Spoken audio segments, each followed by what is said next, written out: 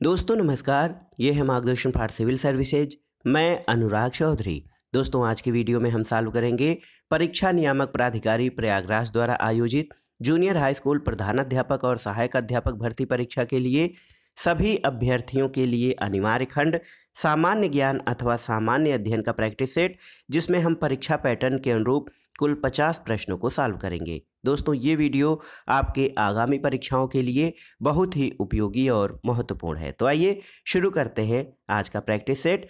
UP aided junior high school प्रधानाध्यापक और सहायक अध्यापक भर्ती परीक्षा के लिए सामान्य अध्ययन का प्रैक्टिस सेट संख्या 29। दोस्तों आज के प्रैक्टिस सेट का जो पहला प्रश्न है, देखिए, सूची 1 का सूची 2 से मिलान करना है और दिए गए कूट के आधार पर आपको सही उत्तर का चयन करना है। सीमांत गांधी किसका उपनाम है? तो दोस्तों सीमांत गांधी खान अब्दुल गफ्फार खान को कहा जाता है। भारत का सबसे वृद्ध व्यक्ति यानी grand old man of India दादा भाई नौरोजी को, महामना मदन मोहन मालवीय को और भारत का लौह पुरुष यानी iron man of India Vallabh भाई पटेल को कहा जाता है। तो सही उत्तर इस प्रकार से हो जाएगा ऑप्शन बी, ए का 5वां, बी का 3रा, सी का पहला और डी का दूसरा। अगला प्रश्न देखिए, इतिहास से संबंधित है। आपको बताना है 2 अस्पा और सिंह अस्पा प्रथा किसने शुरू की थी? अकबर, जहांगीर, शाहजहां या औरंगजेब? तो सही उत्तर है जहांगीर ने।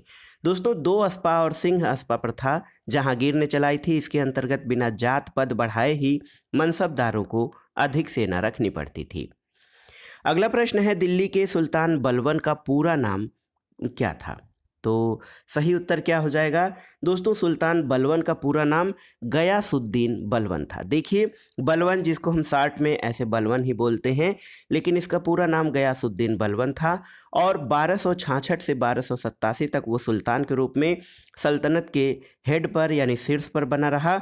उसे उलुग खां के नाम से भी जाना जाता है और उसका वास्तविक नाम बहाउद्दीन था। इल्तुतमिश की भांति वह भी इल्वरी तुर्क था। तो देखिए कई सारे प्रश्न आपको मिल गए यहाँ से। दिल्ली के सुल्तान बलबन का पूरा नाम गयासुद्दीन बलबन था और उसको उलुग खां के नाम से भी जाना जाता है और उसका वास्तविक नाम बहाउद्दीन खां।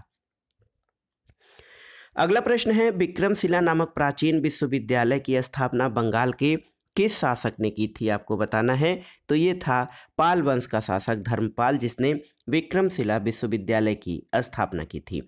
दोस्तों विक्रमशिला जो विश्वविद्यालय रहा ये बौद्ध विश्वविद्यालय था और पाल वंश के शासक धर्मपाल ने 770 से 810 ईस्वी जिसका शासनकाल रहा उसने इसकी स्थापना की और नालंदा विश्वविद्यालय के बाद या उसके पतन के बाद बौद्ध धर्म के प्रमुख केंद्र के रूप में विक्रमशिला विश्वविद्यालय विकसित हुआ था। अगला प्रश्न है, सती प्रथा के अभिलेखीय साक्ष्य सबसे पहले कहाँ से मिलते हैं? तो सही उत्तर है एरड़ से।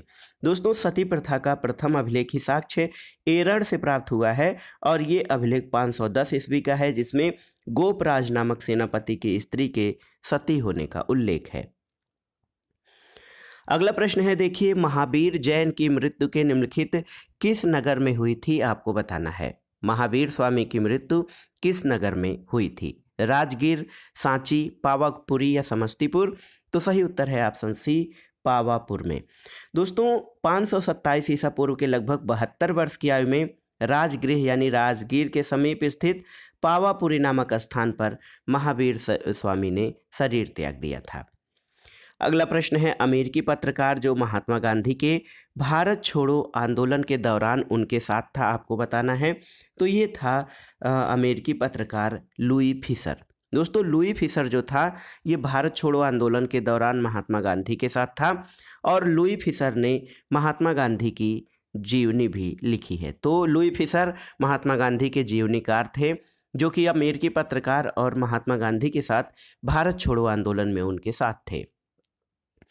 अगला प्रश्न है, दोस्तों सुभाष चंद्र बोस ने फॉरवर्ड ब्लॉक की स्थापना कब की थी? सही उत्तर है 1939। दोस्तों नेताजी सुभाष चंद्र बोस का जन्म 23 जनवरी 1897 को उड़ीसा के कटक में हुआ था और उन्होंने 1919 में कलकत्ता विश्वविद्यालय से स्नातक की उपाधि धारण की और 1920 में भारतीय नागरिक सेवा में उत्तीर्ण हुए। 1938 में हरिपुरा और वर्ष 1939 में त्रिपुरी कांग्रेस के अध्यक्ष बने। 1939 में कांग्रेस के त्रिपुरी अध्यक्षता से त्यागपत्र देकर उन्होंने फॉरवर्ड ब्लॉक की स्थापना की थी। अगला प्रश्न है, स्वतंत्र भारत के प्रथम विधि मंत्री कौन थे? तो सही उत्तर है doctor Bhimrao Ambedkar. Doctor BR Ambedkar दोस्तों स्वतंत्र भारत के प्रथम जो है विधि मंत्री थे, तो याद रखिएगा। अगला प्रश्न है दोस्तों, भारतीय व्यापार में ईस्ट इंडिया कंपनी का एकाधिकार कब समाप्त किया गया था? 1793, 1803, 1813 या 1833?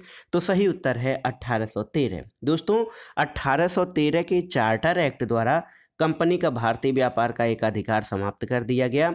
हालांकि उसके चीन के व्यापार और चाय के व्यापार का एकाधिकार चलता रहा और इस चार्टर कानून यानी 1813 के चार्टर कानून ने ही कंपनी के भारतीय क्षेत्रों में ईसाई मिशनरियों के प्रवेश की अनुमति दी थी। अगला प्रश्न बहुत आसान सा है, किसे ब्लू प्लैनेट या नीला ग्रह कहा जाता है? तो सही उत्तर है पृथ्वी को। दोस्तों अर्थ इज ब्लू प्लैनेट और इसका कारण ये है कि पृथ्वी पर जल की अधिक उपस्थिति के कारण अंतरिक्ष से इसका रंग नीला दिखाई देता है, जिस कारण इसको ब्लू प्लैनेट कहा जाता है। अगला प्रश्न है दोस्तों, पृथ्वी का सबसे ऊंचा पठार यानी प्लेट कौन सा है? तो सही उत्तर है पृथ्वी का सबसे ऊंचा पठार तिब्बत पठार है और इसका विस्तार मुख्यतः चीन के तिब्बत क्षेत्र में है और इसी क्षेत्र में पामीर पठार स्थित होने के कारण सर्वाधिक ऊंचाई पर पामीर पठार है, जिसके कारण इसे दुनिया की छत कहा जाता है। अगला प्रश्न है, कौन सा पर्वत हिमालयी श्रृंखला का अंग नहीं है? ऑप्शन है अरावली, कुनलुन, काराकोरम, हिंदुकुश। तो सही उत्तर है दोस्तों अरावली पर्वत श्रृंखला।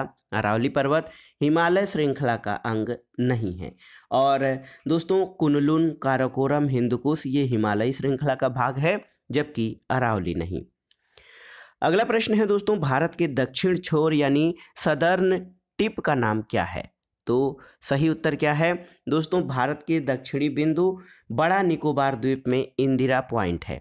तो निकोबार द्वीप समूह में स्थित इंदिरा पॉइंट भारत का दक्षिणी बिंदु है। इसको पिग्मेलियन पॉइंट भी कहा जाता था।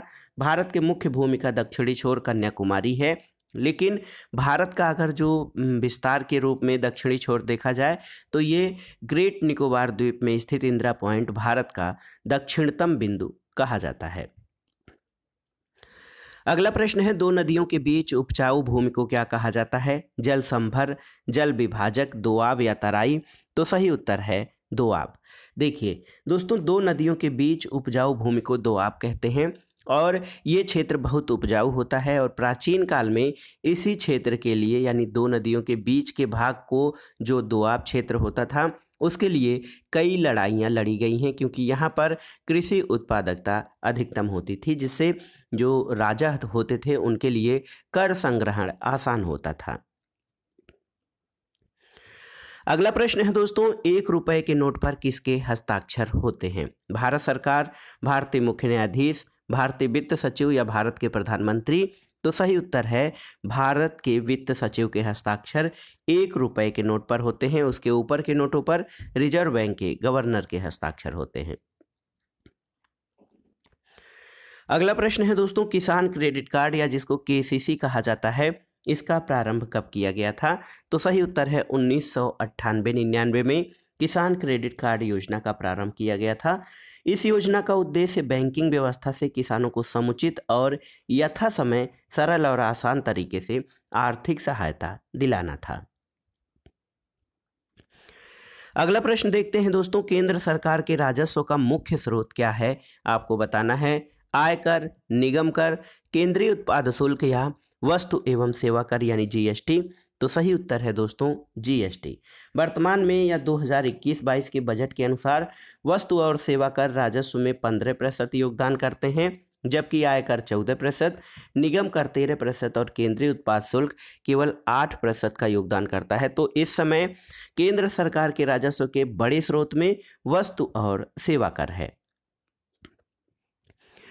अगला प्रश्न है, भारत में दशमलव मुद्रा प्रणाली कब शुरू की गई?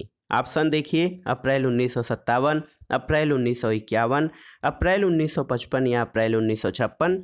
तो सही उत्तर है अप्रैल 1957। दोस्तों 1 अप्रैल 1957 से भारत में दाशमिक टंकण प्रणाली यानी डेसिमल क्वाइनेज सिस्टम को अपनाया गया है। अगले प्रश्न पर आते हैं। देखिए, भारतीय अर्थव्यवस्था विकास नीति यानी एनईडीपी के अंतर्गत 18 जनवरी 2017 को कहां पर उद्यमिता विकास योजना का शुभारंभ किया गया है? तो सही उत्तर है मिजोरम में। दोस्तों नई अर्थव्यवस्था विकास नीति के अंतर्गत उद्यमिता विकास परियोजना का शुभारंभ मिजोरम में 18 जनवरी 2017 को किया गया। तो सही उत्तर आपका हो जाएगा मिजोरम। अगला प्रश्न है, कौन सा संविधान अधिनियम या कौन सा संविधान संशोधन अधिनियम मिनी संविधान यानी लघु संविधान या मिनी कॉन्स्टिट्यूशन के रूप में माना जाता है? तो सही उत्तर है ये है 42वां संविधान संशोधन। दोस्तों ऑप्शन सी आपका सही उत्तर हो जाएगा।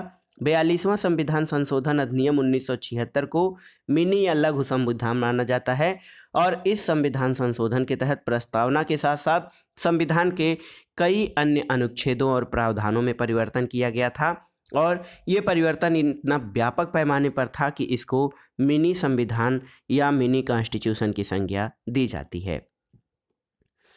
अगला प्रश्न है, किस संविधान संशोधन अधिनियम द्वारा संपत्ति का अधिकार मूल अधिकार नहीं रहा?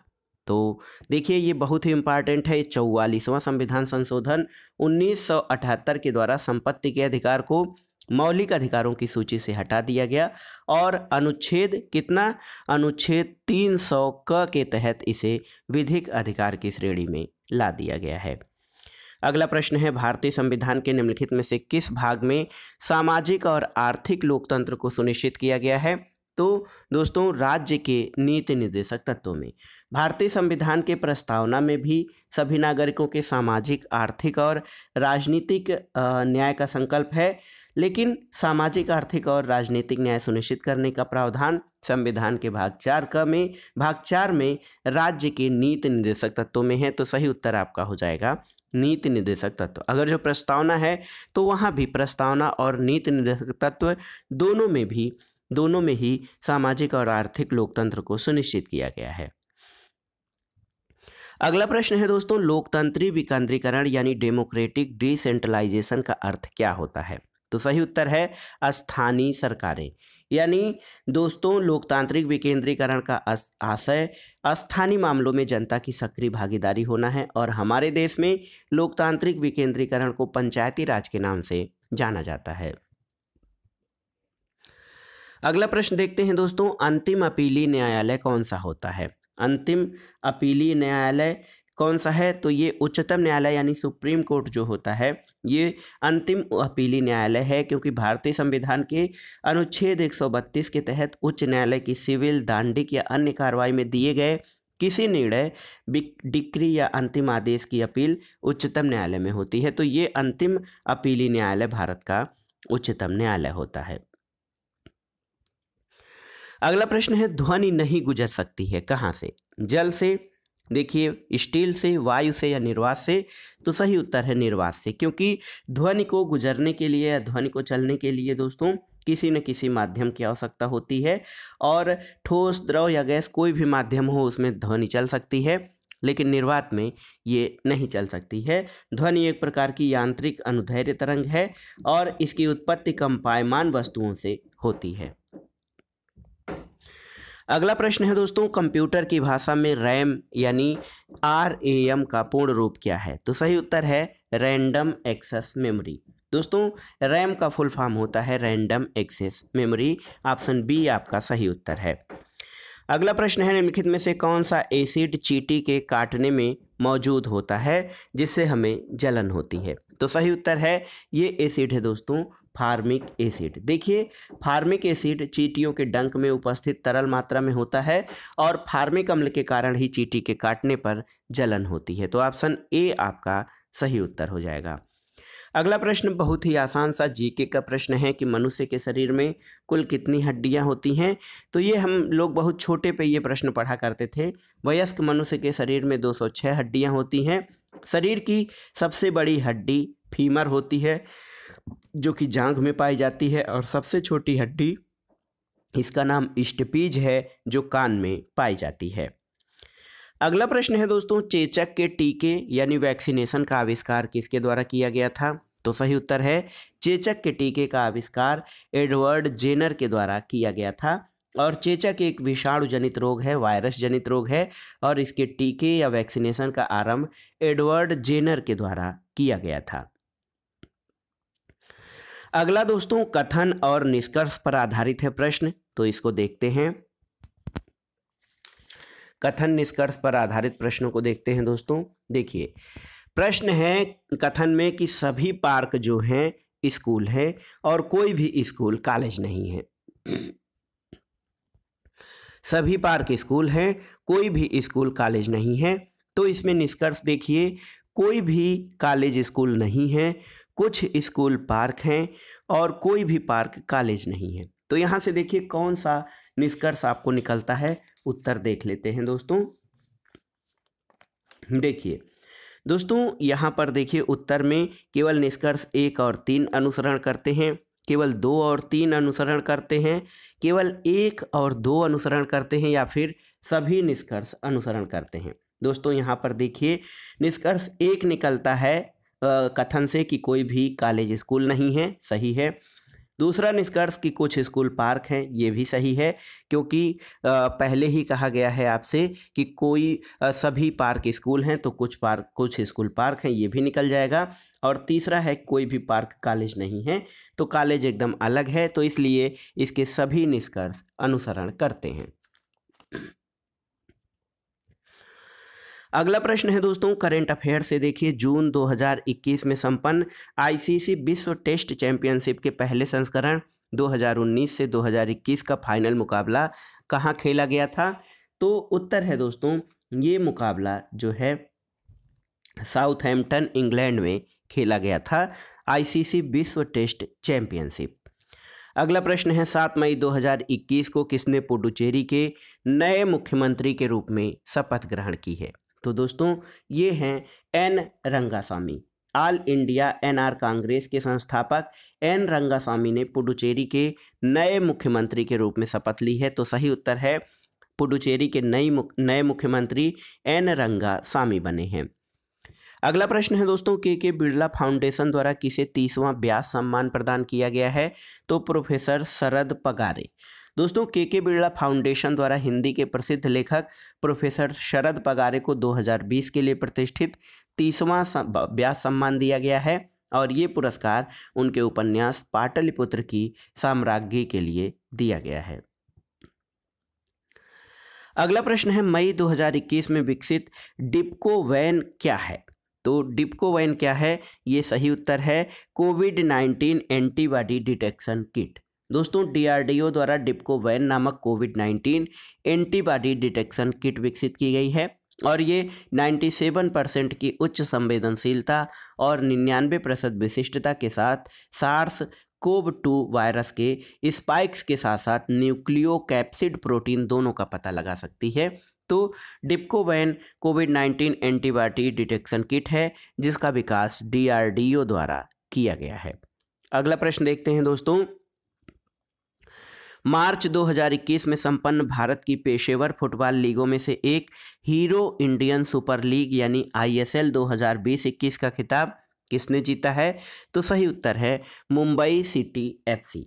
दोस्तों 13 मार्च 2021 को संपन्न भारत की पेशेवर लीगों में से एक हीरो इंडियन सुपर लीग 2020-21 का खिताब मुंबई सिटी एफसी ने एटीके मोहन बागान को 2-1 से पराजित करके जीता। मुंबई सिटी एफसी ने पहली बार इस लीग का खिताब जीता है। अगला प्रश्न करंट अफेयर से ही है। जून 2021 में किस राज्य में कोविड-19 संक्रमण के कारण अपने माता पिता को खो चुके बच्चों की सहायता के लिए मुख्यमंत्री वात्सल्य योजना शुरू की गई है? तो दोस्तों मुख्यमंत्री वात्सल्य योजना उत्तराखंड में शुरू की गई है। देखिए ये है कि कोविड-19 संक्रमण के कारण जो बच्चे अपने माता पिता को खो चुके हैं उनकी सहायता के लिए बच्चों के भरण पोषण शिक्षा रोजगार के लिए प्रशिक्षण की व्यवस्था, ये दोस्तों उत्तराखंड में मुख्यमंत्री वात्सल्य योजना का प्रारंभ किया गया है। अगला प्रश्न है मई 2021 में फ्लोरिडा यूएसए में आयोजित 69वीं मिस यूनिवर्स प्रतियोगिता 2020 में किसे मिस यूनिवर्स चुना गया है? तो ये हैं दोस्तों एंड्रिया मेजा। फ्लोरिडा में आयोजित 69वीं मिस यूनिवर्स प्रतियोगिता 2020 में मैक्सिको की एंड्रिया मेजा को मिस यूनिवर्स चुना गया है और इसमें भारत की एडलिन कास्टेलिनो चौथे स्थान पर रही थी। अगला प्रश्न है दोस्तों, मई 2021 में भारतीय राजस्व सेवा की सेवानिवृत्त अधिकारी जगजीत पावड़िया को कहाँ स्थित अंतर्राष्ट्रीय नारकोटिक्स नियंत्रण बोर्ड का अध्यक्ष चुना गया है? तो दोस्तों जगजीत पावड़िया को वियना स्थित अंतर्राष्ट्रीय नारकोटिक्स नियंत्रण बोर्ड का अध्यक्ष चुना गया है। तो दोस्तों अंतर्राष्ट्रीय नारकोटिक्स नियंत्रण बोर्ड वियना ऑस्ट्रिया में स्थित है और भारतीय राजस्व सेवा की सेवानिवृत्त अधिकारी जगजीत पावड़िया को इसका अध्यक्ष चुना गया है। अगला प्रश्न है बहुत ही महत्वपूर्ण पुस्तक, टिल वी विन के लेखक कौन है? तो सही उत्तर है टिल वी विन। दोस्तों बहुत ही महत्वपूर्ण पुस्तक till we win India's fight against the कोविड-19 पैंडेमिक, ये जो है इसके लेखक डॉक्टर रणदीप गुलेरिया, डॉक्टर चंद्रकांत लहरिया और डॉक्टर गगनदीप कांग हैं। तो ये इन तीनों ही डॉक्टर्स की संयुक्त कृति है, उपर्युक्त सभी हो जाएगा टिल वी विन। ये कोविड-19 से पर आधारित जो है पुस्तक है। अगला प्रश्न है SSBC। देखिए ASCBU के द्वारा ISO 9001-2015 गुणवत्ता प्रबंधन मानक प्रमाणन प्राप्त करने वाला देश का पहला चिड़ियाघर कौन है? तो ये है दोस्तों, देखिए कौन सा चिड़ियाघर है? Nehru zoological park. दोस्तों हैदराबाद तेलंगाना में नेहरू जूलॉजिकल पार्क को मानक कार्य प्रक्रियाओं के लिए ASCB द्वारा ISO 9001-2015 गुणवत्ता मानक पुरस्कार दिया गया है। अगला प्रश्न है, झूलती मीनारों वाली एक मस्जिद भारत के किस शहर में स्थित है? आपको बताना है। तो ये है अहमदाबाद में। अहमदाबाद में सीदी बशीर मस्जिद को झूलती मीनार के नाम से जाना जाता है क्योंकि यहाँ किसी भी एक मीनार को हिलाने पर दूसरी वाली अपने आप कुछ अंतराल पर हिलने लगती है। अगला प्रश्न है, माई कंट्री माई लाइफ नामक पुस्तक के लेखक कौन है? तो सही उत्तर है LK आडवाणी। भारत के जो है पूर्व उप प्रधानमंत्री गृह मंत्री लाल कृष्ण आडवाणी ने माई कंट्री माई लाइफ पुस्तक में अपने व्यक्तिगत जीवन की चर्चा की है। अगला प्रश्न है दोस्तों, राष्ट्रीय आहार संस्थान कहाँ स्थित है? आपको बताना है। तो सही उत्तर है हैदराबाद में। देखिए राष्ट्रीय आहार संस्थान या नेशनल इंस्टीट्यूट ऑफ न्यूट्रिशन, यहाँ आहार से मतलब यहाँ राष्ट्रीय पोषण संस्थान है, तो ये हैदराबाद में स्थित है, नेशनल इंस्टीट्यूट फॉर न्यूट्रिशन। अगला प्रश्न है दोस्तों, खेलों में उत्कृष्ट प्रदर्शन के लिए निम्नलिखित में से कौन सा पुरस्कार दिया जाता है? भारत रत्न, अर्जुन पुरस्कार, पद्मश्री या द्रोणाचार्य पुरस्कार? तो सही उत्तर है अर्जुन पुरस्कार। देखिए दोस्तों भारत सरकार द्वारा खेलकूद के क्षेत्र में सर्वश्रेष्ठ खिलाड़ियों को उनके उत्कृष्ट प्रदर्शन के लिए अर्जुन पुरस्कार से अलंकृत करने की प्रथा 1961 से ही प्रारंभ है। अगला प्रश्न है, राष्ट्रीय युवा दिवस किस दिन को मनाया जाता है? तो राष्ट्रीय युवा दिवस कब मनाया जाता है आप जानते हैं, 12 जनवरी को स्वामी विवेकानंद के जन्मदिन को राष्ट्रीय युवा दिवस के रूप में मनाया जाता है।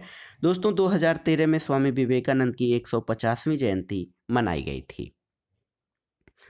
अगला प्रश्न है, निम्नलिखित में से कौन सुमेलित नहीं है? देखिए रविशंकर सितार वादक सही सुमेलित हैं, MF हुसैन तबला वादक सुमेलित नहीं है क्योंकि MF हुसैन चित्रकार हैं, RK नारायण उपन्यासकार सही सुमेलित है और कैफी आजमी कवि हैं। दोस्तों MF हुसैन चित्रकार हैं, तबला वादक नहीं, शेष सभी विकल्प सही सुमेलित हैं। अगला प्रश्न है, गोवा की स्वीकृत राजभाषा क्या है? तो सही उत्तर है गोवा सरकार द्वारा स्वीकृत राजभाषा कोंकणी है। देखिए ऑप्शन ए आपका सही उत्तर हो जाएगा। और राजभाषा अधिनियम 1987 में ये प्रावधान है कि कोंकणी राजभाषा होगी जहां मराठी का प्रयोग सभी या किसी भी सरकारी उद्देश्य के लिए किया जाएगा। अगला प्रश्न आसान सा प्रश्न है, जीके का प्रश्न है, ओटावा किस देश की राजधानी है? तो सही उत्तर है कनाडा की राजधानी है ओटावा। दोस्तों ओटावा जो है कनाडा की राजधानी है। और ग्रीनलैंड के बारे में एक विशेष जानकारी दे दें कि ग्रीनलैंड डेनमार्क के अंतर्गत शासित द्वीप है। नॉर्वे की राजधानी ओस्लो है और डेनमार्क की राजधानी कोपेनहेगन है। अगला प्रश्न है, निम्नलिखित में से कहाँ पर विधानसभा नहीं है? पांडिचेरी, गोवा, दिल्ली या लक्षद्वीप? तो सही उत्तर है दोस्तों पुडुचेरी में। पुडुचेरी, गोवा, दिल्ली में विधानसभा है, लेकिन लक्षद्वीप में विधानसभा नहीं है। ऑप्शन डी आपका सही उत्तर हो जाएगा। अगला प्रश्न और इस वीडियो का आखिरी प्रश्न है, भारत में लोकनायक की पदवी के साथ कौन विभूषित किया जाता है? तो दोस्तों जयप्रकाश नारायण, संपूर्ण क्रांति के प्रणेता जयप्रकाश नारायण को लोकनायक के नाम से जाना जाता है। तो दोस्तों ये था आज का वीडियो। जूनियर हाई स्कूल अध्यापक भर्ती परीक्षा के लिए सभी अभ्यर्थियों के लिए अनिवार्य विषय जीके अथवा जीएस का प्रैक्टिस सेट, जो आपके आगामी आयोजित होने वाली परीक्षाओं के लिए बहुत ही उपयोगी है। आप इन प्रश्नों को तैयार कर लीजिए। जहां भी कोई किसी प्रकार का कन्फ्यूजन है या कोई प्रश्न में आपको दुविधा है तो हमें कमेंट बॉक्स में आप बेझिझक लिख सकते हैं। उसका समय मिलते ही उसका तुरंत निदान या निराकरण किया जाएगा। वीडियो आपको कैसा लगा हमें कमेंट बॉक्स में ज़रूर बताइएगा। वीडियो को लाइक करें, शेयर करें और इस चैनल मार्गदर्शन फॉर सिविल सर्विसेज को सब्सक्राइब करें। वीडियो देखने के लिए धन्यवाद दोस्तों। नमस्कार।